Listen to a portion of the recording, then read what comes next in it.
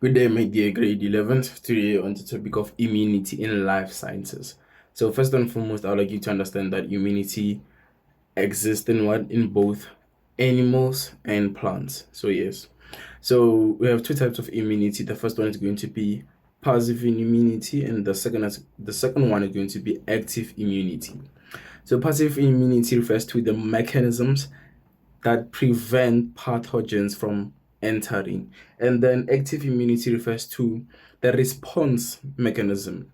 Get this way, the response mechanism to fight off infection once pathogens have entered the body. Yes. So that is clearly what passive and active immunity is. So immunity as a whole, it is the ability of the body to produce antibodies. That's what immunity is. So antibodies are produced naturally by our body, and that is known as natural immunity. As you can see in this diagram here, we have what? We have natural immunity and have acquired immunity. Natural immunity, it is what present at birth, but then acquired immunity, it develops after exposure to pathogens or after vaccination or immunization. Yes. So natural immunity is the one that you possess from birth. So as humans, we acquire immunity in the following ways. We acquire immunity when a person gets a mild form of a disease through natural infection. The body produces what? Antibodies to fight what? The disease. Yes. He or she will get better.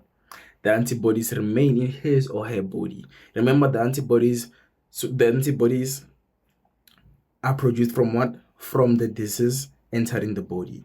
So yes, this will still remain in his or her body. So these antibodies fight off any further infection of the disease. In other words, the person has acquired immunity because of the initial infection. So yes. So when your body is infected, have you ever wondered why you might catch a wild flu, a mild flu in June, maybe specifically June, because of that's where flu or cold gets people. So let's say you get sick for maybe 4 days or so, then you're perfectly fine. And it means that you have acquired what? Natural immunity. So that is the easiest way that I can explain it. If you don't understand, please comment down below so we can further explain immunity.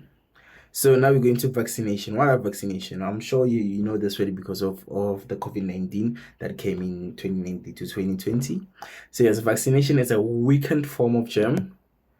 Vaccination is a weakened form of germ given by injection or tablet to produce antibodies to protect the individual against the disease caused by the germ. So yes, the vaccination, that is a weakened form of a germ. It is given by what? By an injection or a pill. So it will form antibodies in that individual. Those antibodies are going to then fight against the disease that is caused by that initial germ. That is caused by that initial germ. So for argument's sake, let's just say flu. The medicine that they give you for flu, it is just what? It is just a dead form of that flu. Yes, it's a dead form of that flu. So when that dead form of that flu gets into, of that called the flu gets into your body, it will then fight against the initial flu itself. So yes, hopefully that's understood. So now, what did they use to boost the immune system? So they used what we call traditional technology.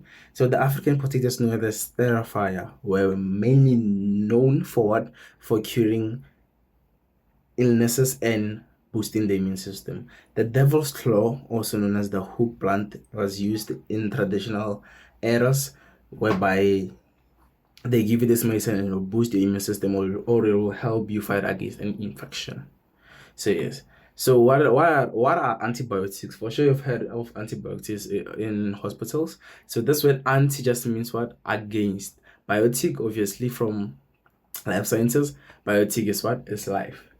So antibiotics are drugs used to kill or slow down the growth of bacteria by destroying the structure of the cell wall and cell membrane, or inhibiting metabolism of the bacteria.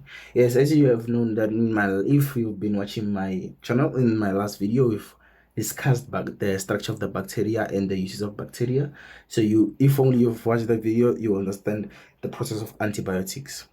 So antibiotics are doing what? Are killing or slowing down the growth of that initial bacteria by destroying its cell structure, by destroying its cell wall and cell membrane. So clearly by what? By making sure that the bacteria is no more. So with that, my grade 11s, I would like to end this lesson, and I hopefully that you got some valuable information from this video. And if not, please comment down below what we can provide for you. And I thank you.